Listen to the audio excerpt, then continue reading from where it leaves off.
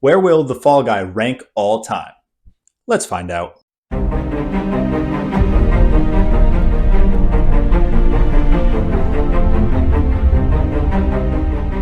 How'd you guys like that new intro, huh? I finally put in some effort.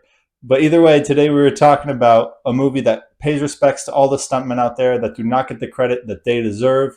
That's right, we are talking about The Fall Guy. The Fall Guy, released in 2024, directed by David Leitch. And before I start with the review, I just got to say the trailer definitely did not do this movie justice.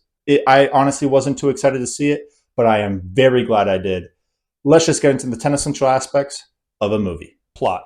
Does the movie follow a comprehensive story arc and is plausible within the world that has been created?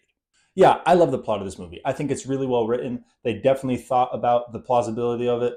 Since Colt is a stuntman, he's literally trained to get out of all those dangerous situations that he's put into. So it really closes up a plot hole there. That would have really bothered me if it was just an actor instead of a stuntman, because then it's like, how do you know how to get yourself out of these situations? So I'm glad that they thought about that. And Colt rekindling his past love with Jodie, I thought that was also a good layer to add to the plot. Instead of the classic boy meets girl, boy ends up with the girl at the end, roll credits, done. I'm glad they strayed away from that. And I love that you get to see a movie be made while watching the movie. You get to see the behind the scenes of the directing, the acting, the writing, the stunts. So that was really cool and kept me engaged the whole time. I think they did an excellent job with the plot. Attraction. Does the movie have an interesting premise with a high entertainment value? Oh yeah, this movie's 100% entertaining. The premise is good, as I said in the plot, and the amount of action scenes in this movie is awesome. I mean, they definitely did not overdo it, especially since he's a stuntman, because all of the stunts he performs in the movie are incredible to watch. It's so cool, especially since you get to see them be made beforehand. I was engaged the whole time. I think they did a great job entertaining everyone that watched this. Theme. What message or truth is the movie trying to convey? I think the message of this movie is pretty simple. It is literally a shout out to all of the stuntmen out there that do not get the credit that they deserve. I mean, without them, we will not have action movies. They are the ones that make the incredible scenes incredible, whether it's falling off a building or rolling down the street in a broken car that's on fire. I mean, without them, you're not going to have these cinematic scenes in a lot of action movies that are the scenes that you remember forever. So shout out to you guys. I appreciate everything you have ever done for the film industry. But yeah, that is 100% the message of this movie. Dialogue. Is there a real feel to the conversations? So obviously, this is a romance movie. It's going to have that sappy romantic dialogue. But I'm glad that they definitely didn't overdo it. They did not have enough to the point where it's just obnoxious. I'm glad that they realized that they got to pace it enough to not turn viewers away from the movie. And I think that Colt and Jodie's conversations felt real. I could feel that they had that chemistry in the past with that past relationship. They definitely did a great job doing it. And Tom Ryder, he started off as just, I hated whenever he opened his mouth. That is what his character was supposed to be. So technically, he did do a good job. But I just hated whenever he said absolutely anything throughout the whole movie. It got better towards the end, but at the beginning especially, I wanted him gone. But the dialogue was at least what he was supposed to do. So honestly, everyone did a pretty good job in this movie. Acting. Are the characters convincing? I think they definitely chose a good cast for the main characters. Some of the backup characters weren't as good, but I'm not going to talk about it because they were more of a one and done type character. So I'm not even going to worry about that. But the main cast, honestly, was a really good choice. They, of course, had Ryan Gosling as Colt Seavers and Emily Blunt as Jodie Moreno. I mean, they were excellent choices. I mean, Ryan Gosling put so much effort into his characters. Like, he becomes them, especially with Emily Blunt. I can feel their chemistry. It literally felt like they had this past relationship that they were trying to rekindle. And I mean, that's exactly what they were supposed to do, and they did a great job.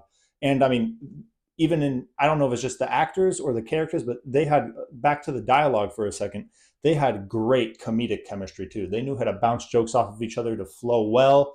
They did a great job. And Aaron Taylor Johnson, who played Tom Ryder, acted exactly how he was supposed to. I mean, he was supposed to be the cocky, selfish actor that really just didn't give a shit about anyone or anything. And he played that part to a T. I literally felt the selfishness coming off the screen and pissing me off to the point where I wanted him gone. But that's exactly what we're supposed to do. So fair play. Now, Hannah Weddingham, who played Gail Mayer, did a great job of being the up your ass manager that she was supposed to be. I mean, you hated her throughout the movie. Not as much as Tom Ryder, but close. And that's good. You were supposed to. That was her role in the movie. Now, at the end of the movie, she did have a lot of scenes that were way too overdramatic. Like she could have dialed it down a few notches and it would have still been too much for me. So, other than that, throughout the whole movie, she did good, just didn't end as strong as I hoped. But overall, the cast honestly did phenomenal, other than the one and done type scenes. Cinematography. Is there a creative use of lighting, setting, and wardrobe to convey emotion? I think the wardrobe in this movie is really cool. I think the actual characters in this movie, you get to see what actors, actresses, directors, and stuntmen, what they wear behind the scenes when they're producing a movie. I thought that was really cool because I didn't know that there was a special uh, not onesie, but like jacket and pants that stuntmen have to wear that is like flame retardant and all that. So that was cool to learn. And of course, since they were making a movie in the movie, you got to see all the outfits for the space aliens cowboys movie that they were making. That was really cool as well. But there's one outfit that I want to talk about in particular that is really cool, and that is Colt wears the Miami Vice jacket since the first stunt he ever performed was on the TV show Miami Vice. So it was cool that he kept that for sentimental value for all these years. So that was really cool to see. Now, the cinematography part, there was one scene at the very beginning of the movie that gave me goosebumps. That's how good the scene looked. And yes, the music was helpful because right as Colt was about to jump off of a building, which is already intense, the music cuts to dead silence. And that just goosebumps all around. I was just full of fear and anxiety just watching it. I personally don't have a fear of heights, but watching him do that and then the music cutting at the perfect time, just the location, the way they show it, man, that it was intense. So they did a great job with the cinematography. Editing. This is all about the pacing of the movie. So this movie is 2 hours and 6 minutes long, and honestly, the time flew by. Like I did not think it was actually 2 hours and 6 minutes.